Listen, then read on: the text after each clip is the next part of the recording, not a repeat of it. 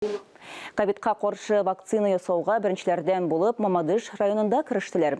Иң элек ул медицина хезмәткәрләренә, укытучыларга һәм социаль хезмәткәрләргә ясала, соңрак исә яңа партия вакцина кайткач исемлекне киңәйтергә җыйналар. Кешеләр арасында вакцина ясатуга мөнәсәбәт төрле. Тулырак аллыгы язмады. Әйтмәсез икән, сез коронавирустан вакцина ясатыр идегезме, юкмы? Ясатыр идем инде аным. Нишлисең? Яшәргә кирәк бит. Социаль шелтерләрдә үткәргән сораштырулардан күренгәнчә, җаваплар төрле. Кемдер каршы, кемдер тизрәк вакцина ясату яклы. Тик инде курку һәм чикләүләр белән яшәргә теләмисез икән, табиблар киңәш иткәнчә эш итәргә кирәк.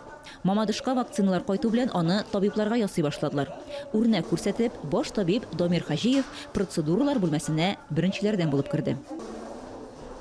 Бернинди дә авыртулар юк, обычный прививка. Без инде прививкаларны ясарга ияләнелгән. Бүгенге көндә теге грипп прививкасын да ясадык сентябрь-октябрь айларында. Һәм инде ул ясаларга тиеш тә бүгенге көндә аннан качып йөреп, яңадан авыру эләктереп, бүгенге көндә без инде күреп торабыз, ничек авыр кешеләр ята, авыр яталар, үлүчеләр дә булды. Шуңа күрә дә инде мондый вариант булганда кеше өчен вакцинация кулланырга кирәк. Барсы да әйбәт, барсы да нормально.